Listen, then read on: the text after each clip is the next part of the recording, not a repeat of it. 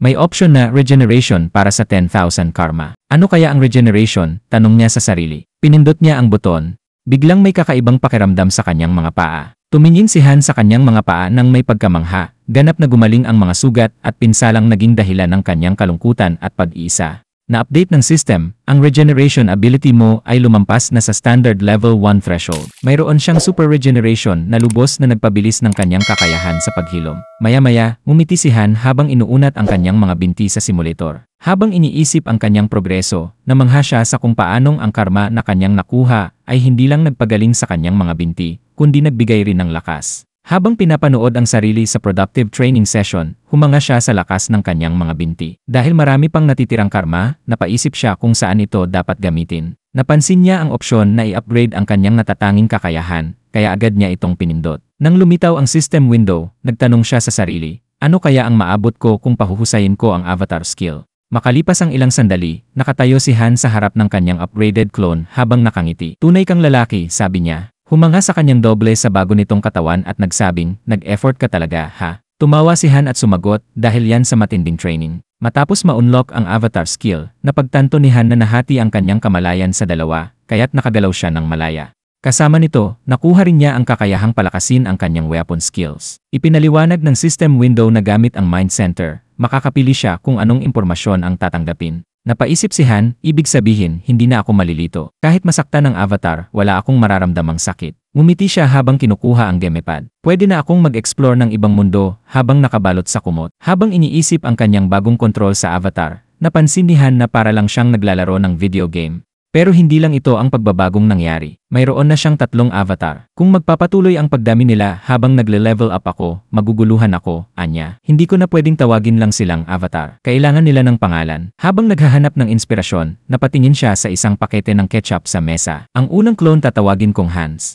Nag-update ang system window, Hans General Skills, Mind Center, Super Regeneration Individual Skills, Mana Attraction Note. First avatar ni Han pagharap sa pangalawang clone, pinangalanan niya itong Haynes. At muli, nagpakita ang system, Haynes General Skills, Mind Center, Super Regeneration Individual Skills, Survivability Note. Second avatar ni Han na pangiti si Han. Mana Attraction at Survivability. Anong klaseng kakaibang combo to? Sabay sabing, well, oras na para simulan ko ang quest. Umupo siya sa sofa at sinimulang kontrolin ang kanyang mga clone. Pinadala si Han sa ibang mundo habang si Haynes naman ay naglabas ng basura. Habang nililipat ni Han ang atensyon kay Haynes, nakita niyang sumisinag ang araw at naisip, wala akong nararamdamang kaba. Ayos ang mind center. Naalala niya, nasa kabilang mundo na si Hans ngayon. Nang lumipat siya kay Hans, gabi na sa isang tila tahimik na kabubatan. Tahimik, bulong niya. Biglang may lumabas na itim na pattern mula sa madamong bahagi. Paano iyon nakalapit nang hindi ko namamalayan, sigaw niya. Sumugod ang pattern, pero mabilis na bumunot ng espada si Hans at itinarak ito sa bibig ng halimaw.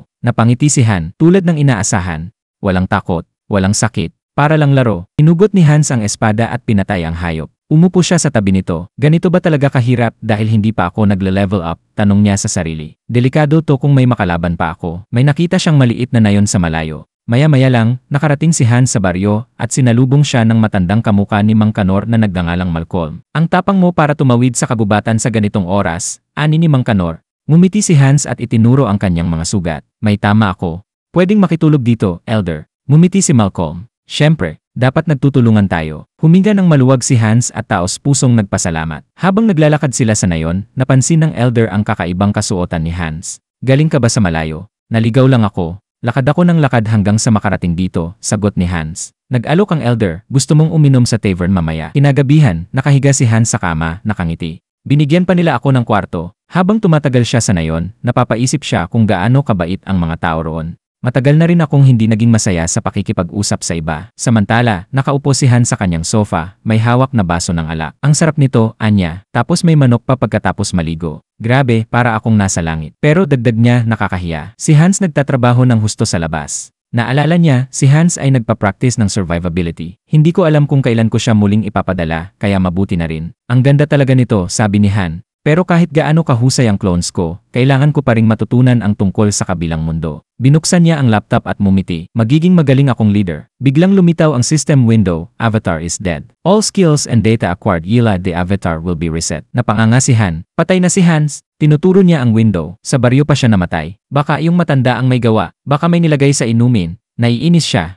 Ang tanga ko. Pero biglang may pumasok sa isipan niya, wait, nakakonekta pa rin ba ako sa avatar? Samantala, sa ilalim ng nayon, naroon sina Malcolm at isang lalaki sa tabi ng bangkay ni Han. Sabi ko ng aba, wala rin siyang silbi, sabi ni Mang Kanor. Akala ko may potential kasi nalagpasan niya ang kabubatan, pero isa lang pala siyang walang silbing skeleton. Habang sinusubukang kontrolin muli ang katawan ni Han, nagulat si Han. Ano to? Lumitaw ang system window, race change to undead. New skill acquired, decomposed heart. Hans profile race, undead general skills, mind center, super regeneration individual skills, mana attraction note, the mind center prevents mental damage. Napuno ng takot ang isipan ni Han. Anong nangyayari? Napalingon siya at nakita ang napakaraming kalansay sa likod ng salamin. Nagsimulang kabahan. Ginawa nilang undead ang lahat ng villagers. Biglang may pumasok na taong buhay. Siya yung nasa tavern kagabi, bulalas ni Han. Nainis ang lalaki, hanggang kailan ako magbabantay dito? Tiningnan niya ang katawan ni Han at nagsalita. Bakit nandito pa tong inutil na to? Gawin niyo na yung assignment niyo. Naramdaman ni Han na may puwersang kumokontrol sa katawan niya. Pinilit niyang labanan ito pero napagtanto niyang mas mabuting sumunod muna. Ang kulit naman ng matanda. Bakit kailangan ko pa bantayan tong mga weirdo? Bulong ng lalaki. Tahimik na nag-isip si Han. Ang puwersang to, pamilyar. Pareho ng puwersang gumalaw sa bangkay ko. Baka may kinalaman to sa mana attraction skill. Kung totoo ito, baka kaya niyang kontrolin ang mga undead. Isang kalansay ang nakabulagta sa sahig. Sa isang iglap ng kagustuhan ng ating bida na tumayo ang kalansay ng matigas, tila pinagalaw ng di nakikitang mga tali. Napangiti ang ating bida. Sa wakas, nagawa ko rin. Kaya ko nang kontrolin ang iba. Bagamat hindi ito eksakto sa iniisip ko, isa lang ang kaya kong kontrolin sa ngayon, hindi isang buong grupo. Mukhang hindi pa sapat ang lakas ng isang elite skeleton na tulad ko. Biglang, isang matinis na huni ng daga ang umalingaw-ngaw. Napalingon siya at mabilis na sinunggaban ang maliit na nilalang gamit ang mga buto niyang kamay. Ah, ikaw pala tong pest na to. Ikaw ang kumakagat sa akin buong linggo. Maliit ka nga pero ang bilis mo. Isa kang tusot malikot na nilalang. Isang ideya ang sumagi sa kanyang isipan. Paano kung gamitin ko ang mahika ko sa isang maliit at mabilis na nilalang tulad ng daga, kaysa sa tao? Pinokus niya ang kanyang mana, at ang mga mata ng daga ay nagningning sa nakakakilabot na pulang liwanag. Maingat niya itong ibinaba, may nakakalokong ngiti. Simula na ng Operation Night Watch, bulong niya. Tignan natin kung anong sikreto ang mabubunyag gamit ang munting espiya na to, sa labas ng bodega, sa pamamagitan ng pulang mata ng daga. Natanaw ng ating bida ang isang lalaking naglalakad paikot. Ano ba tong lalaking to? Reklamo ng reklamo, natawa siya sa isipan. Binuksan ng lalaki ang isang makapal na pintuang kahoy, at tumambad ang isa pang madilim at lihim na bodega. Tumakbo ang daga papasok pero biglang, isang malakas na bugso ng enerhiya ang pumigil sa galaw nito. Napaatras si Han, biglang kinilabutan. Kahit may damper ang mind center, grabe, tong enerhiya na to, delikado. Hindi ko pwedeng isugal. Mula sa loob, narinig niya ang pag-uusap. Jeffrey, ang isang lalaking matalim ang mga mata, tanong ng may inis. Kailan matatapos ang maturation process? Yang fragment ng Immortal King, parang hinihigop kaluluwa ko tuwing pumapasok ako. Malapit na, siguro eh. Sagot ng isa pang lalaki, halatang kinakabahan. Nakakatuwa lang isipin, grabe ang security natin dito. May traps pa sa buong nayon at bodega. Kahit daga, hindi makakalusot. Fragment ng Immortal King. Napakulot noo si iyon ang binabantayan nila. Pero saan pa ako makakakuha ng impormasyon? At nasaan na yung matandang lalaki? Biglang, isang nakakasilaw na enerhiya ang tumama sa katawan ng daga, at naputol ang koneksyon.